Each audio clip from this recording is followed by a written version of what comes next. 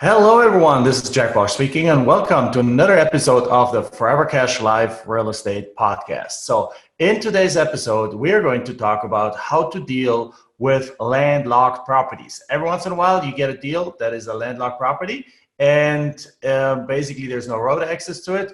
And people think this is junk, you can't sell it, but they are wrong. You can make great money with those kind of properties. We'll start in just a second.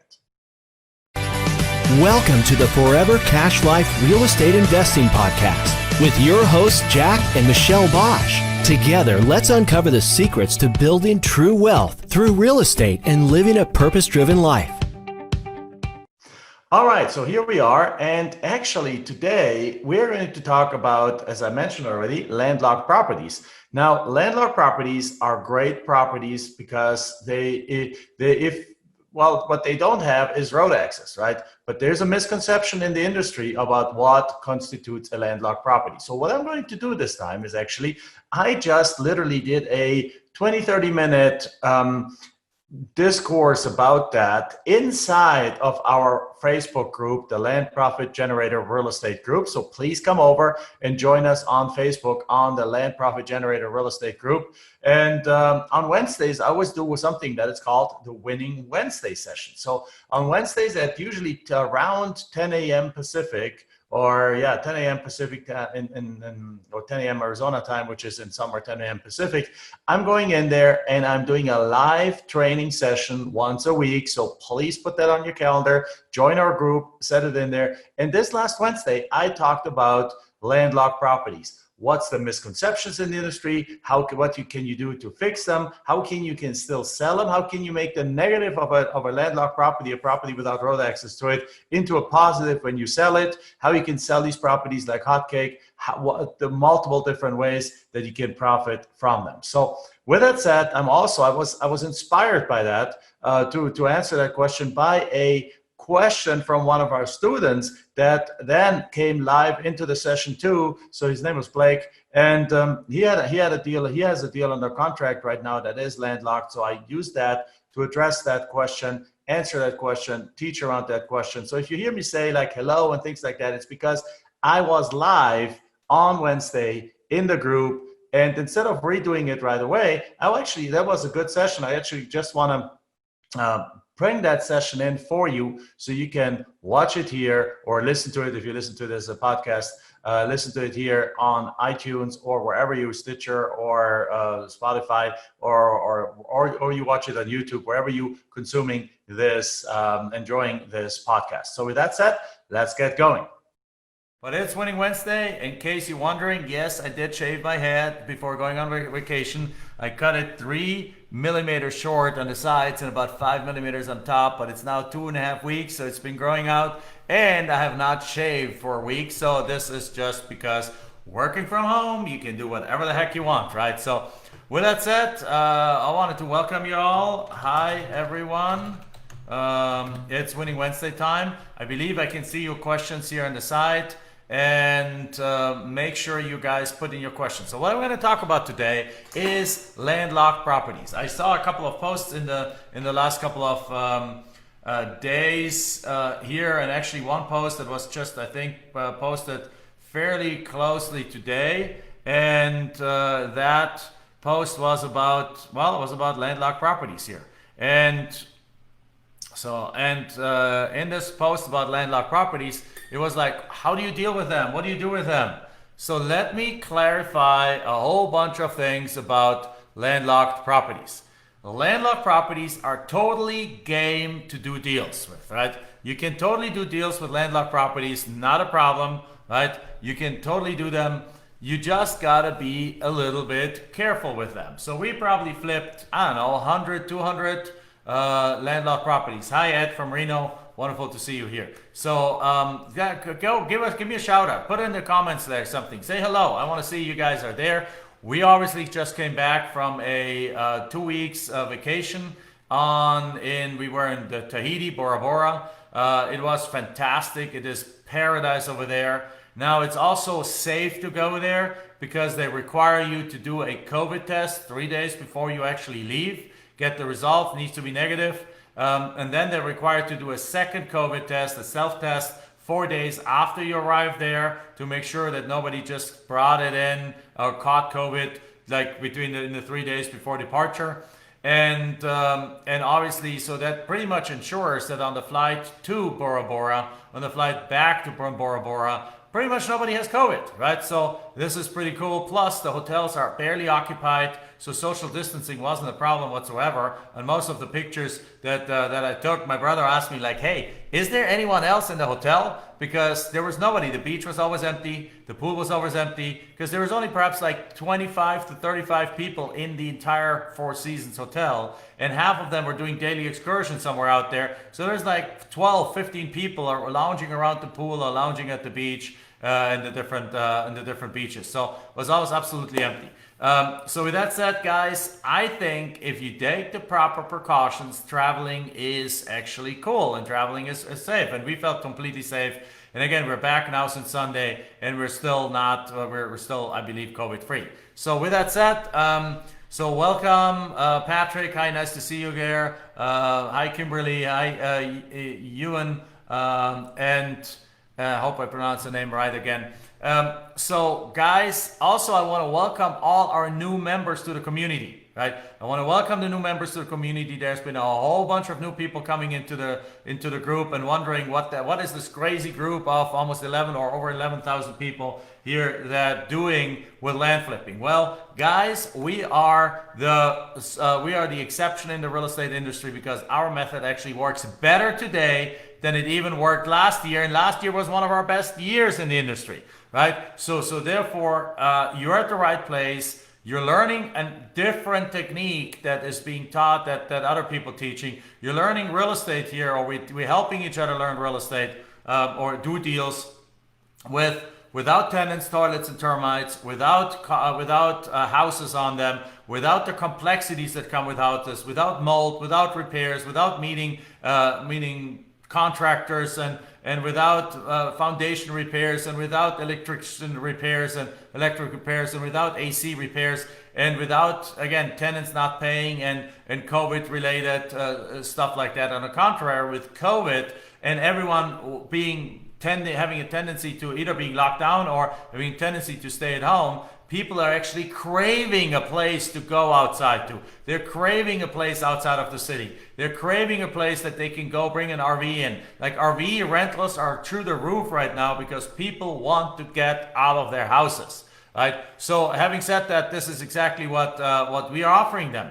We're offering a piece of land. We're offering to take the burden of property ownership from somebody who truly doesn't want their land anymore, and then offering that great piece of land to somebody who wants to get out, who wants a place that they can perhaps build a cabin, put their RV up, or build a house on, and or just enjoy it and to be able to get out on the weekends and get out and enjoy that kind of like outdoors life, which right now people are afraid of using in the city. They're afraid of going down the park because there's lots of people walking down there. Well, they don't, but the sales of outside of our three kind of properties, infill lots in the outskirts of town and in the path of growth, and in rural areas have gone through the roof, guys. So guys said I think we're selling, like yesterday we sold one property and we're selling another one today, and we have another inquiry on a third one, a serious inquiry just today. So even in our own business right now, even though we're just rehiring a new 100% land salesperson, we are still being bombarded with people that want to buy our land, and we're selling our land very quickly. So with that said, guys, I want to talk about Landlocked Properties because there was a few questions about that. And one of the questions that I saw here from Blake, thank you, Blake. Blake, I believe, is in our coaching program, is basically saying, has anyone any suggestion on how to market a landlocked property? Like, the city does not allow mobile homes. It can be unlocked by finishing the dirt road and connecting water, sewer, power to the city lines. He got it under contract already for $4,000. Market value is $28,000. So congratulations, Blake. I know Blake at the very least went through our Maximizer workshop, and I think he's also in coaching. And the assessed value is $28,000. The market value for similar unlocked properties is $59,000. I have it listed for 22, and I'm willing to take 14 and make $10,000, but I can't seem to find a buyer. Thoughts? Okay, Blake. This is a perfect question and a perfect scenario to lay out what I want to lay out about landlocked properties. So first of all, there is a whole bunch of misconception of what is a landlocked properties. And actually reading this, Blake, I don't think your property is actually landlocked. You might be doing yourself a disservice in how you're selling it. Because here's the definition of landlocked property. The definition of landlocked property is there's no physical and no legal road access. And this is an important distinction. No physical and no legal road access. Now, in this property, it looks like the dirt road is not yet finished. So that means that there is, or there's no dirt road going to it. So that means that there's no physical road access to the property. However, that does not make the property be landlocked. It is landlocked only if it has no physical road to it and it has no easement to the property, meaning no right to bring a road to it. If there is a legal easement that gives the owner of the property the right to finish that dirt road and to bring the road actually to it, then this property is not landlocked.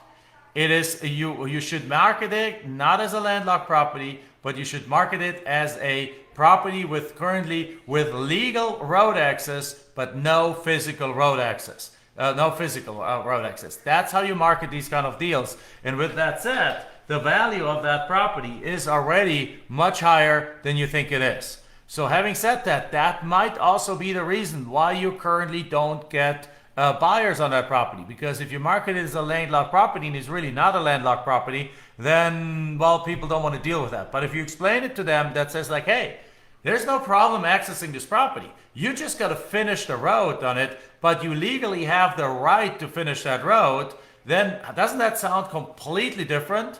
And doesn't that sound like it's a bargain? Because now what you pitch, how you pitch this property is like, hey, listen, all you need, I'm giving you the bargain of the century of this deal, because this property is worth $59,000.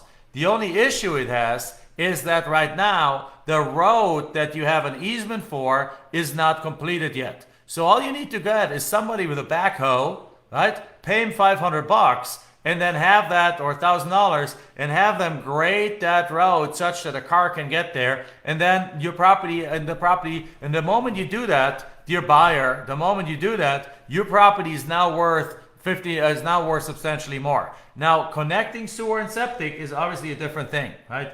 So sewer and power to the city line, water, sewer and power to the city lines, that is much more expensive. But that's a different story. So usually what makes the value of a property much lower is if it's landlocked. If it's landlocked, it's worth half or less than half in many cases. So your sales pitch on a truly landlocked property, so in this case, you basically say, hey, you get the road to it and you unlock a lot of the value of the property. And then later on, you get this, whenever you're ready to build on the property, you connect water and sewer to it and electric to it, and you're ready to go, man. You're getting a $59,000 property right now for $20,000 for it. And really, the easy part, and it's really easy to fix all of that because the property is not landlocked. It just has legal access, but no physical access. That's how you do it on this deal. Let's talk though about a deal perhaps where a property is completely landlocked. If a property is completely landlocked, literally meaning there is like a road here and there's like a lot, and this is your lot. So yours is like the fourth one from the road and there's no easements going along the perimeter of these other lots. That's a problem, right? If you find that your property is like that, then I know Blake. So Blake's saying, Jake, great timing. I just posted about this morning. I'm all ears. Well, Blake, I saw your post and it inspired me to make today's Winning Wednesday about this subject matter.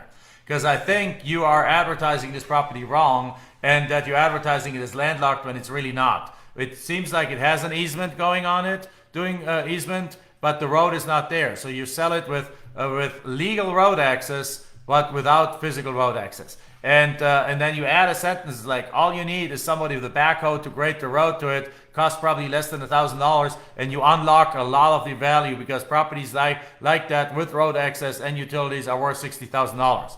Now buy this property at $20,000, it's the bargain of the century. Now it is truly perceived as a bargain because it is. Okay? So having said that, now let's look at a scenario, as I said, of a truly landlocked property. And the truly landlocked property scenario is like, let's say it's the fourth property from the road, and the other ones are, let's say it's 40 acres, 40 acres, 40 acres, 40 acres, 40 acres. Now a 40-acre property is a quarter mile by a quarter mile by a quarter mile. So this is a quarter mile, half a mile, 3/4 of a mile. So this property starts 3/4 of a mile up from the road and is completely landlocked. If that's the case, it is a problem, right? If that's the case, your offer needs to be substantially lower than it would be for the property on the main road, right? Then, but what you do, how do you sell a property like that? Now, if it's in a truly rural area with a whole bunch of 40-acre parcels, you just tell that you just market it with no legal and no physical road access. And if they ask you about that, what does that mean? Then you basically tell them like, yeah, in order to legally access the property, what you technically need to do is you need to get an easement from it. Now, here's the thing. In order to get an easement from it, you need to contact the other 3 owners and get them to agree to the easement. Now, let me ask you a question. Do you think any of the other 3 were going to have a problem with that? Like, remember, here's the road, your property number, there's one property here, one here, one here, and the 4th one up there is yours, right?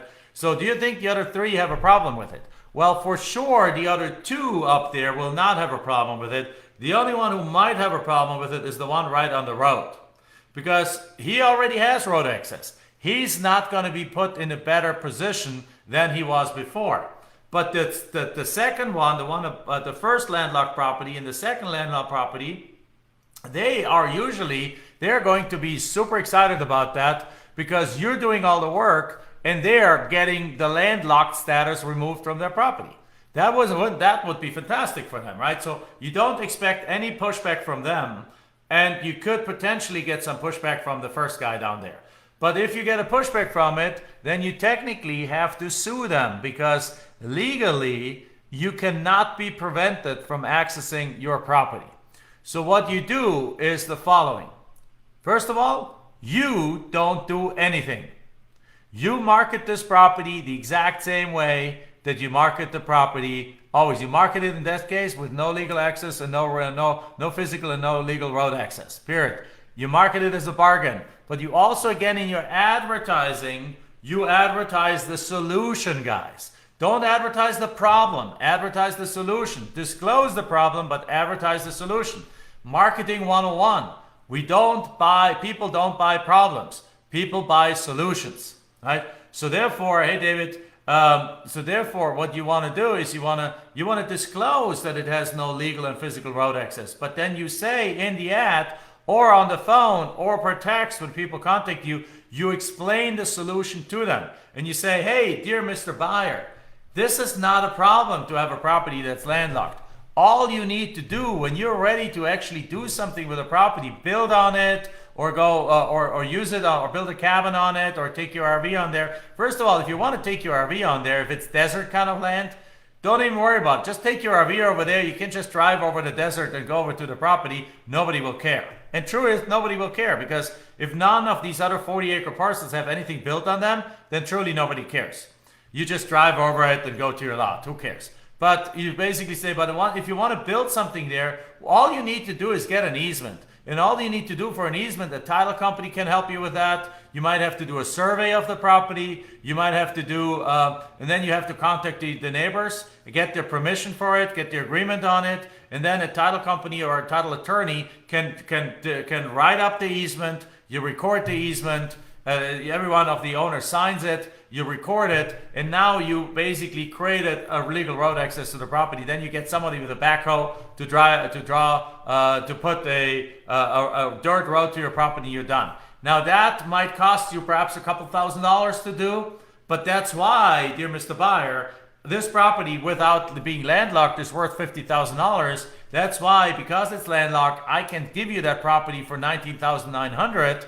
Because so you have all that buffer. So if you spend a little time and a few $1,000s getting the road to it, then you unlock $30,000 in value, Mr. Buyer. Isn't that a cool thing? I'm giving you the opportunity to really increase the value of this property and make a fortune in this deal by just doing a little work. Now, now the buyer might say, hey, but why don't you do that? And he's like, you know what? It's just we specialize in buying and selling properties.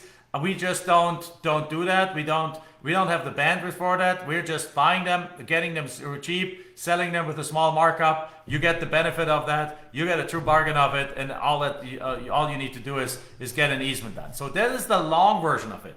Usually, all you need to say is like, hey, listen, this property with an easement is worth $50,000.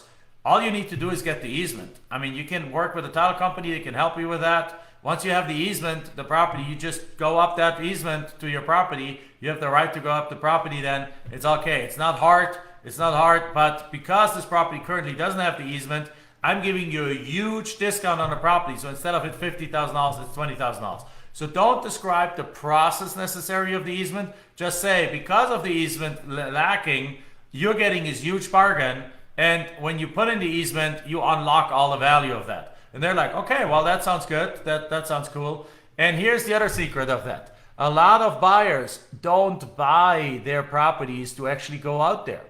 They buy the properties because they want to have a property. They want to brag to their friends that they have a little ranch out there, that they bought something to hold on to. They expect, perhaps if it's in the outskirts of town, as these often are, they expect for the city to keep growing, and at some point of time, this being prime development land. Like one of our students has a deal under contract outside of Phoenix, which is 40 acres, which is landlocked, but it's only landlocked by one property. But this is the area where Bill Gates has bought 20,000. Company Bill Gates has partnered with has bought 20,000 acres. This is a company where this is an area where another company has bought enough land to build houses and everything broken ground to put houses for 300,000 people in there. So it doesn't matter that this property is landlocked. It'll go up in value on its own as the area around it is going to be developed, and at some point of time the road is going to be brought there because there's other lots behind it, and and the developer is going to buy those lots and put the road in place and therefore unlock the road access for that property. So in your marketing, you want to go and explain those things. So if your property is in the path of growth, it's like, hey, it's currently has no, I wouldn't even use the word landlocked. It's a negative word. Don't use negative words in your marketing. Use the word, this property currently doesn't have legal or physical road access.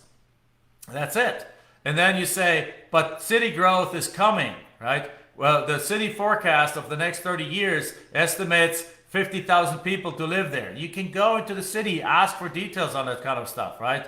So, and get the 30-year development plan of the city and see how that looks like. And then you say, well, there's development coming in. If that's the case, of course, only you say that. Development coming in, and so this property has a good chance of going up in value, and eventually either you or somebody else are going to put in the easement, and the property is going to skyrocket in value.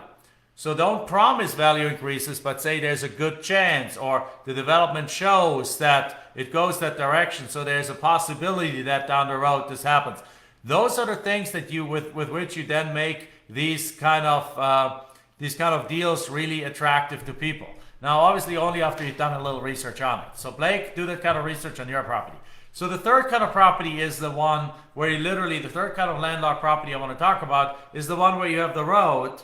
There's a landlocked property here. There's a property right here, and yours is right behind that one. So in that case, what you want to do is you want to go and use our neighbor letter, which is included in our land profit generator, right? And we're going to be teaching you an even more elaborate process on how to use it in our coaching program, right? The neighbor letter is a great strategy. Some of our coaches and some of our students, they're selling 35 to 40% of all their properties to the neighbors. So that you go to the neighbor right there. But how many neighbors do you have? This is the road. Here's the property. Yours is right on there. You have this neighbor right there. That's obviously the prime neighbor.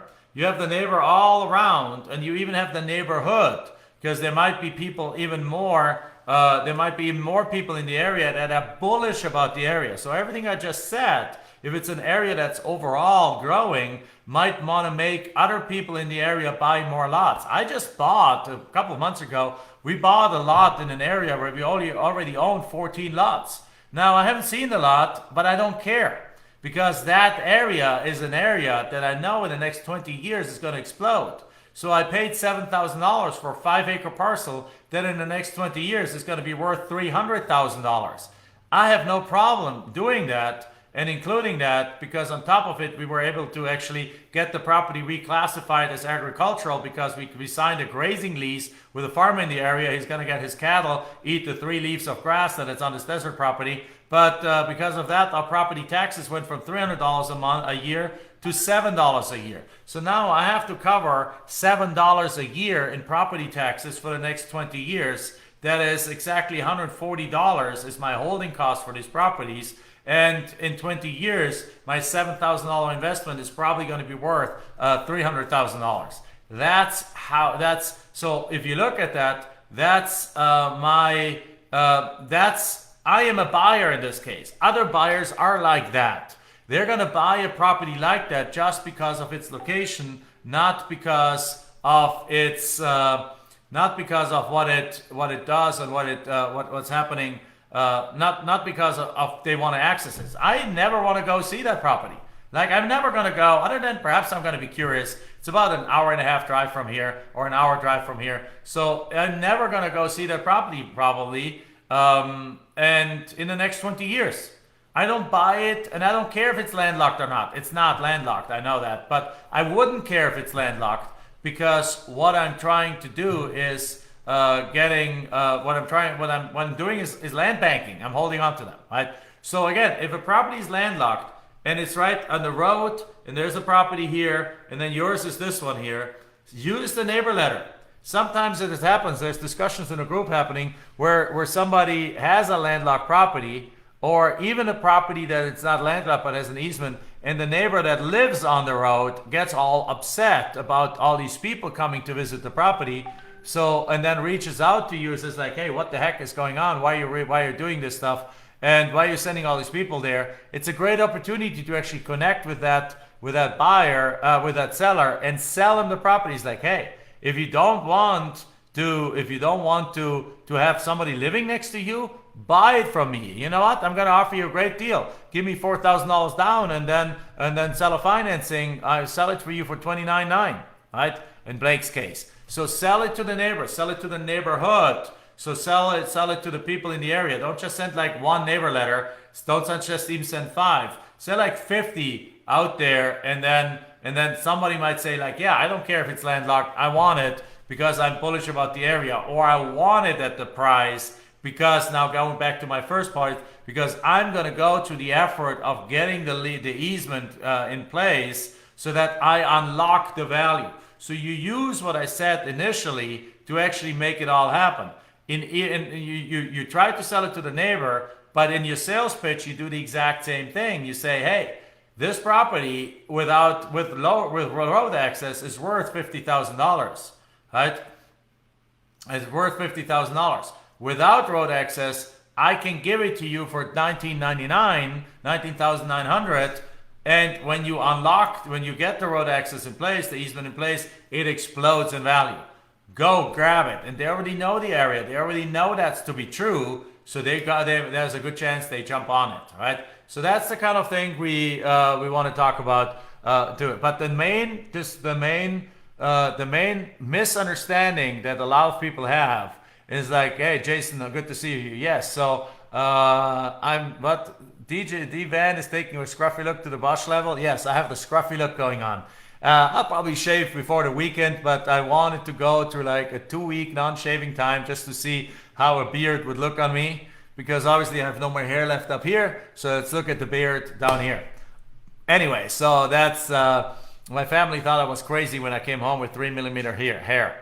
But it was nice in Bora Bora. That was exciting because I jumped in the water and I took a towel and I did like this and my hair was dry, right? And in the morning I went out of our room, I jumped in the water and I came back out and took a shower and it was just gorgeous. So with that said, the misunderstanding with landlocked properties is, very simply to reiterate that, I said it earlier in the video, is that people think that if there's no road going to the property right now, the property is landlocked. And that's not true. People sometimes think that there's no utilities to the property is landlocked. BS. It's not true. Like, a property is only truly landlocked. What's that in inches? 3 millimeters? It's about the 10th of an inch. Right? That's about it. It's about a 1/9 of an inch. That's how short I had it. Right? So the truth is that a property is only landlocked if it doesn't have physical road access and doesn't have legal road access, meaning there's no easement for the property. There's no easement there going to the property. So you don't have a right to going down the property. However, there's a third way that a property can actually be not landlocked.